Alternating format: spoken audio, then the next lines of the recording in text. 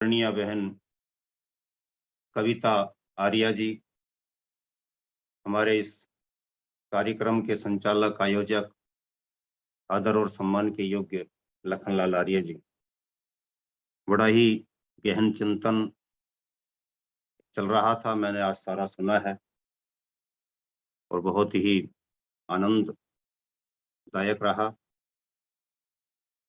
जो भी चिंतन था वो क्रियात्मक योग पर था और योग सूत्र की जो बात ऋषियों ने कही है, अभ्यास और वैराग्य के माध्यम से चित्त की वृत्तियों का निरोध किया जाना संभव है। बहन जी वैदिक विनय दिखा रही हैं, ये पुस्तक बहुत अच्छी है वास्तव में ही। अभ्यास अभ्यास अच्छा सचदेवा साहब हैं, बहुत अच्छा बहुत अच्छा। बहन जी नहीं है ये हाँ जी नहीं ठीक है, वो इस पर उनका फोटो आ रहा था उस समय जो कविता जी का। कोई बात नहीं। सचदेवा साहब बहुत स्वाध्यायशील हैं, उनका भी मैं सादर अभिनंदन करता हूँ। अभ्यास वैराग्याभ्याम तन निरोध है, चित्त की वृत्तियों का निरोध इनके माध्यम से होता है। अविद्या, अस्मिता, राग, द्वेष, अभिनिवेश, जो 5 क्लेश कहे गए हैं, उसको भी तप के माध्यम से ही हम अपने आत्मविजयी होने के अभियान में उनका दमन कर सकते हैं, उनका शमन कर सकते हैं, उन पर विजय प्राप्त कर सकते हैं। और ये जो प्रमाण, विपर्य, विकल्प, निद्रा और स्मृति नाम की चित्त की वृत्तियां हैं, इनका निरोध भी तभी संभव है। ना तो इसमें विरोध है, देखिए बड़ा, तो दूसरे लोगों के लिए ये तो एक ऐसा मंच है जहां पर विद्वानों की भरमार है और प्रत्येक व्यक्ति इस बात को जानता है, लेकिन कई लोगों ने फिर इसके अर्थ करते करते पता नहीं कहाँ ले गए इसको। उन लोगों ने हमारे ऋषियों के चिंतन का सर्वनाश कर दिया, जिसका परिणाम ये हुआ कि योग के भी अलग अलग और अनर्गलकारी, अनर्थकारी अर्थ निकाल लिए गए। तो मैं कहता हूं कि सारी चर्चा को अभ्यास और वैराग्य के केंद्र बिंदु पर ला करके समेकित करना विद्वान वक्ता आदरणीय प्रेम प्रकाश शास्त्री जी ने बड़ी विद्वता के साथ में उसको वहां तक सीमित किया है और बहुत अच्छे शब्दों में हम सबका मार्गदर्शन किया है। चित्त की स्थिरता के लिए जो प्रयत्न करना होता है उसको अभ्यास कहते हैं, सरल शब्दों में इसकी परिभाषा ये है। और इसके लिए साधना का कितना बड़ा योगदान होता है, कितना उस पर हमको ध्यान केंद्रित करना होता है अभ्यास के लिए। बार बार प्रयास करने के उपरांत भी हम देखते हैं कि प्रयास करते हैं, पैर टिकते हैं, जैसे पानी में उतर जाएं तो वहां पर कभी पैर टिके और फिर उखड़ गए, वो स्थिति उसमें अनवस्थित तत्व की आती रहती है और हम कई बार हताश निराश भी होते हैं। लेकिन जो सच्चा योगी होता है, जिसको वास्तव में जाकर के कुछ ना कुछ खोजना ही होता है, वो मोती लेकर के ही आता है। तो मैं अधिक ना कहते हुए आदरणीय प्रेम प्रकाश जी का हृदय से अभिनंदन करता हूँ। उन्होंने हम सबका मार्गदर्शन किया और अपनी वाणी को विराम देता हूँ। ओम शांति।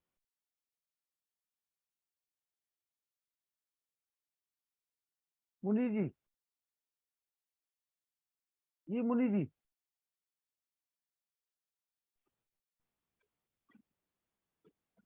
ओम। हाँ बोलिए।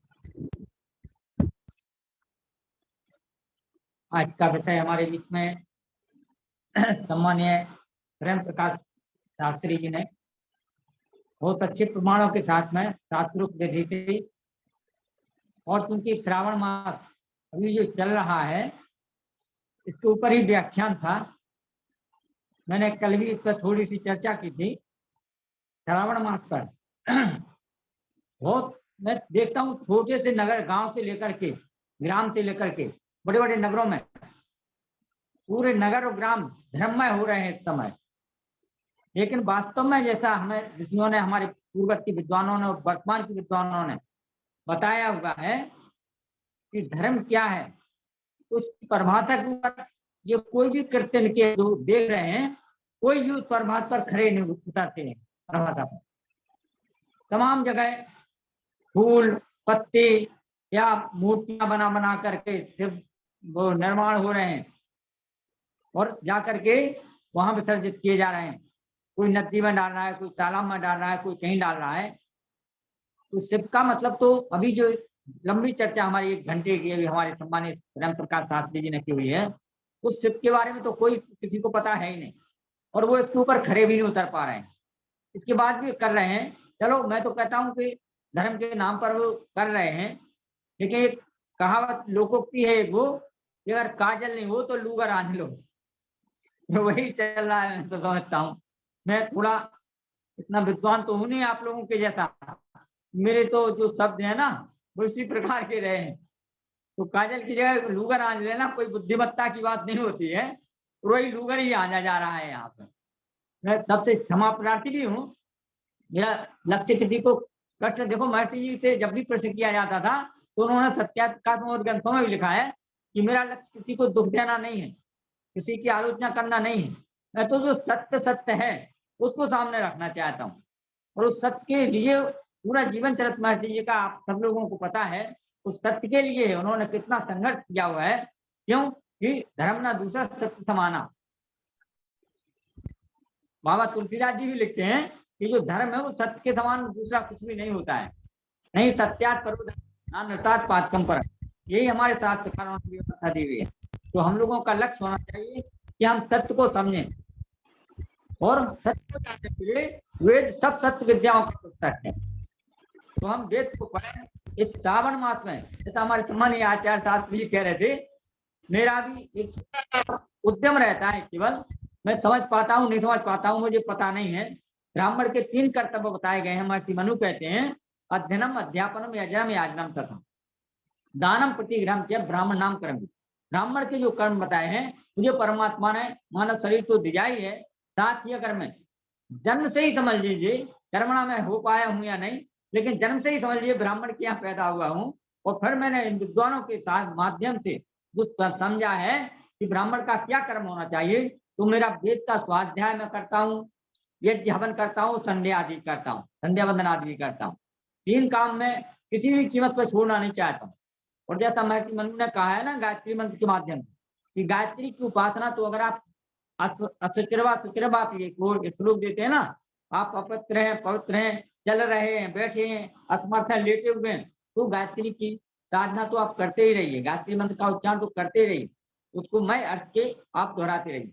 तो मैं अपना सौभाग्य मानता हूँ और इससे बड़ा सौभाग्य ये भी मानता हूँ, लखनलाल जी जो लगातार 3 वर्षों से संघर्ष कर रहे हैं, उसमें मैं तो कहता हूँ जो भी कभी कभी जुड़ जाते हैं उनका सौभाग्य मानता हूँ, लेकिन इससे ज्यादा अच्छा सौभाग्यशाली मैं मानता हूँ तो प्रतिदिन कोई बंधन नहीं है। हमारे नरवरा जी हैं, हमारे डॉक्टर वित्त प्रकाश जी हैं, रामभद्र जी मदान साहब हैं, और डॉक्टर साहब की तो चर्चा नहीं करूंगा, और प्रेम सचदेवा जी तो हमारे मतलब तो हम लोगों की इसलिए चर्चा नहीं करेंगे, लेकिन जो नए जुड़ते हैं उनका आधार जो होता है, मैं समझता हूँ 3 साल से लगातार जो लाभ इन लोगों को मिल रहा है, इसमें हमारा बड़ा सौभाग्य है और हमारा कर्तव्य पथ पर चलते रहना ही हमारा सबसे बड़ा लक्ष्य होना चाहिए। महर्षि बताए कि माताएं मार्ग पर चलना हमारा लक्ष्य होना चाहिए, धन्यवाद उसको हम चल रहे हैं। सभी के लिए साधन धन्यवाद। और PN पाल जी, कल समय मिले तो ललितपुर आइए 3 बजे the grand Siddhi hotel Lalit palace में आचार्य आनंद प्रसारती जी आ रहे हैं, उनका कल व्याख्यान है ललितपुर में ललित पैलेस होटल में। चलिए डॉक्टर व्यासचंद्र शास्त्री जी, केवल 3 मिनट का समय है जी। ओम इंद्रं वर्धन्तो अप्सुरः कृण्वन्तो विश्वमार्यम् अपघ्नन्तो अरावणः। ओम शांति शांति। आर्यों का महाकुंभ एवं भारत को समझो अभियान के अंतर्गत निरंतर चल रहे कार्यक्रम के सम्माननीय संयोजक महोदय आदरणीय मित्र लखनलाल जी आर्य, आज के मुख्य वक्ता आदरणीय आचार्य प्रेम प्रकाश जी शास्त्री, हमारे डॉक्टर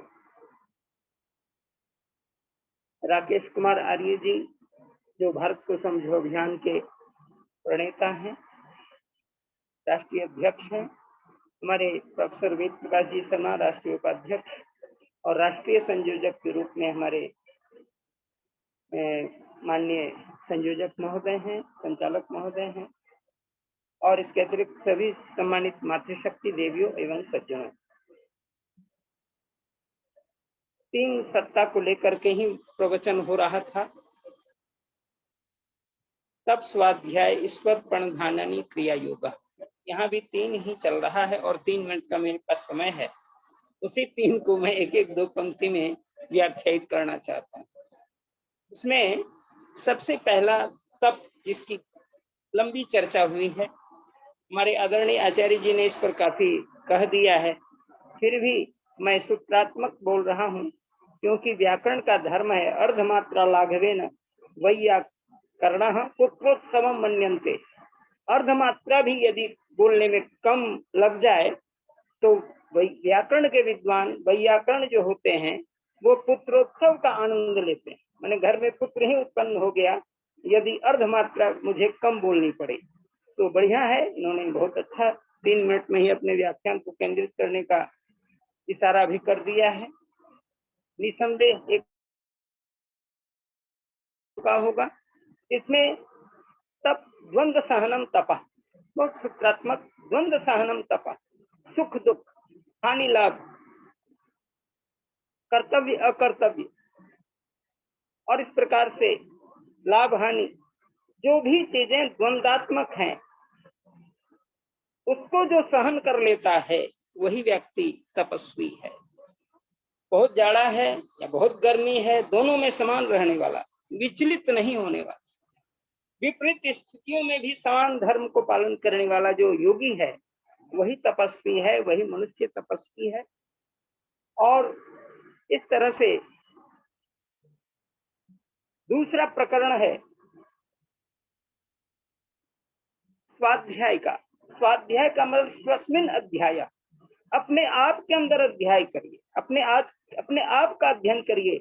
मैं कौन हूँ, कहाँ से आया हूँ, कहाँ जाना है, मेरी यात्रा कहाँ तक होनी है।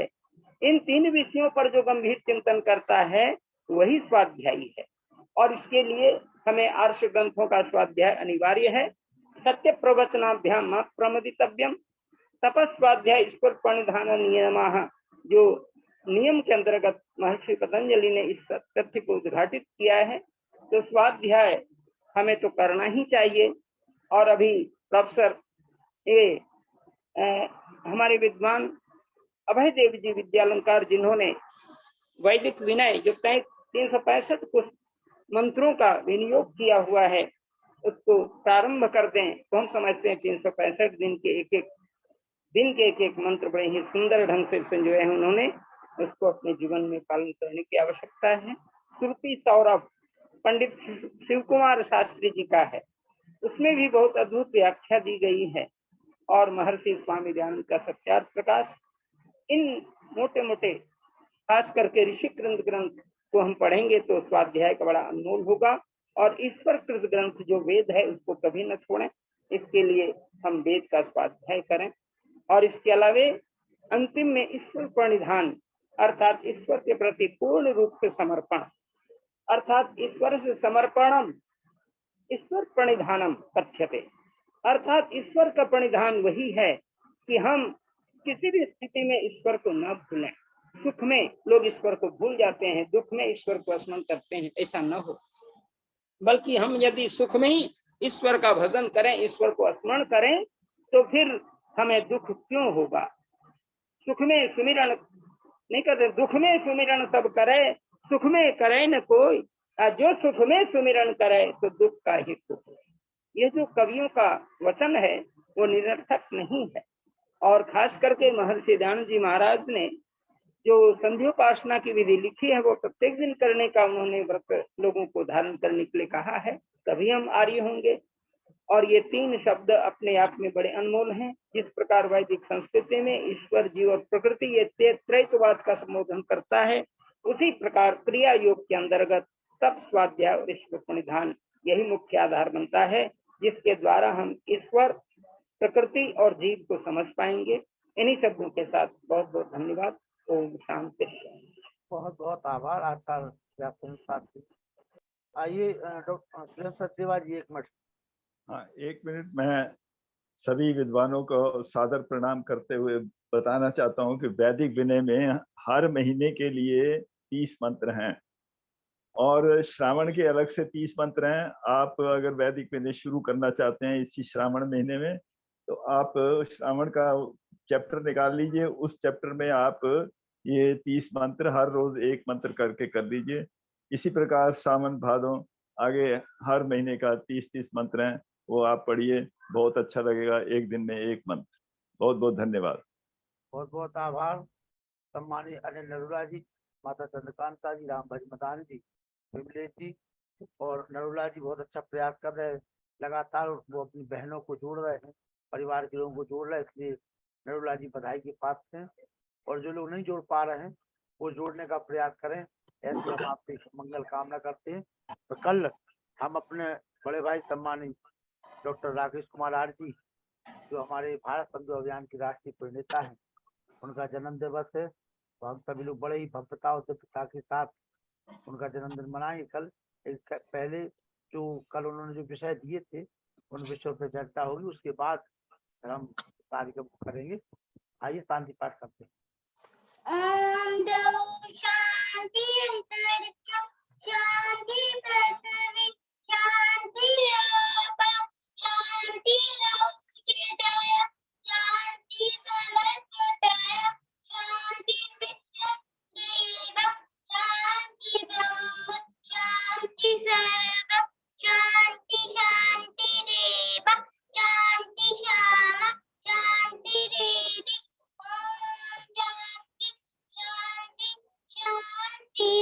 जो बोले सोवे सत्य सनातन वैदिक धर्म की जय।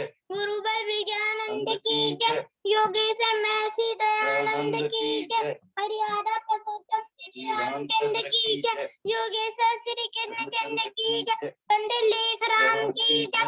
स्वामी श्रद्धानंद की जय। स्वामी आनंद की जय। भारत माता की जय। गौ माता की रक्षा हो पालना। आर्य समाज अमर रहे। वेद की ज्योति जलती रहे। ओम का झंडा ऊंचा रहे। आर्यों के महाकुंभ और भारत समझो अभियान की जय। परम धनी ओम। वैदिक अभिवादन सबको नमस्ते जी। हम सबको नमस्कार। कल का जो डॉक्टर साहब विषय बताया था, क्या विषय है डॉक्टर साहब? कल का विषय मैं सोच रहा हूं कि समान नागरिक संहिता पर रखा जाए। उसमें आर्य समाज क्या योगदान दे सकता है, उसका चिंतन क्या रहा है। बिल्कुल बिल्कुल बढ़िया रहेगा। और विषय है वो, बहुत अच्छा टाइम दिया। सामयिक विषय है, वो समसामयिक है। इसके अलावा भारत को समझो अभियान के अंतर्गत हमारे जो आज का क्रियात्मक योग है वो ये भी है कि हम कुछ प्रैक्टिकल इन चीजों पर भी ध्यान दें, तो वो भी रहना चाहिए। इसके अतिरिक्त हमारी राष्ट्रभाषा हिंदी में एक्सीडेंटल हिंदू का क्या योगदान रहा इसका सर्वनाश करने में, उसके बारे में भी चिंतन होना चाहिए। तो ये कल हम योग इस पर रखेंगे, समान नागरिक संहिता पर, और परसों रखेंगे फिर उसके पश्चात जो हिंदी राष्ट्रभाषा और एक्सीडेंटल हिंदू नेहरू। जन्म दिवस परसों का है। कल की शाम रहेगी हमारे भ्राता जी लखनलाल जी के नाम। 17 तारीख को, सॉरी 17 तारीख। जी धन्यवाद। मैंने इसलिए भूल सुधार कराया, कभी कल कोई ना कुछ ले आए आप जो। हाँ हमें जी कल हम भूल गए थे भाई। हम जो है भूल ही गए थे कि कल 16 कोई बात नहीं। चलो कोई बात नहीं। सोमवार 17 तारीख को भैया सुन लो ध्यान से सबने। मैं अपनी कल आपकी छुट्टी है। लखन जी हाँ कल जी, छुट्टी है आपकी। सोमवार को है। लखनलाल जी छोड़ेंगे नहीं जी। तभी तो आर्य रतन, इसीलिए तो कहते हैं आर्य रतन। हाँ जी हाँ जी हाँ जी छोड़ेंगे हाँ जी, नहीं। हाँ जी। लखन जी छुट्टी वाले दिन भी पूरे कार्यरत रहेंगे। कल आचार्य आनंद पुरुषार्थी जी आ रहे हैं। अच्छी बात है। मैंने पढ़ा था जी आपका, वो बहुत अच्छा है और वो भी एक क्रियात्मक कार्य है, उस पर भी होना चाहिए। बढ़िया कर रहे हैं आप उसको। हाँ हाँ। ये सब चीजें होती रहनी चाहिए। समस्या क्या है कि अचानक कार्यक्रम आ जाता है तो जी हमारी दम निकल जाती है। अब हमें ऐसे लग रहा है जैसे हम जो है बीमार हो गए। हाँ तो भाई वो तो आपके लिए अच्छी बात है, लेकिन कम से ऐसा- कम 8-15 दिन पहले से प्लान तो बना के आओ। ऐसा थोड़ी कि अचानक कह दो कि साहब हम आ रहे हैं। अब हम दिन भर से परेशान है, सुबह से फोन लगा लगा के। हाँ ऐसा हम होने नहीं देंगे। जी, जी। नहीं, इसमें ध्यान तो दीजिए आप, जो है ये थोड़ा जो मेडिटेशन की क्रिया है उसको थोड़ा बढ़ाओ, तो उससे क्या है कि जितनी व्यस्तताएं होती हैं वो सब संतुलित होती चली जाती हैं और बड़े नियमित तरीके से, संतुलित व्यवस्थित तरीके से हम कार्यक्रमों को निपटाते चले जाते हैं। पराठा मुलायम रहेगा। तो फिर आप उस पर और नहीं तो क्या बात है, भैया के दांत तो आप कर रहे हैं, वो दिखता भी रहता है, आप डालते रहते हैं, लेकिन और बढ़ाओ उसको, क्योंकि आपका मैं कहूँगा लखनलाल जी, जीवन तो मूल्यवान है ही, आपका विचार भी बहुत मूल्यवान है, और वो काम जो है तभी होगा जब जो ये सब शारीरिक रूप से हम और मानसिक रूप से स्वस्थ शास्त्री रहें। जी बोलिए, शास्त्री जी जी शास्त्री जी। एक छोटा सा प्रसंग मैं सुनाना चाहता हूँ। सुना जो दीजिए। हाँ हमारे जी। दादा गुरु जी कहा करते थे, स्वामी सर्वणानंद जी महाराज। तो ये जो आर्य समाजी व्यक्ति है वो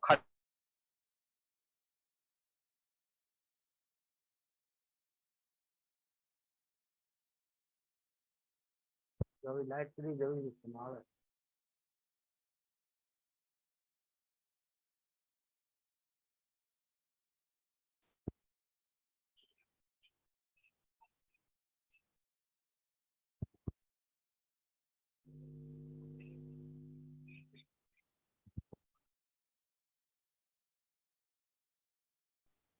Recording in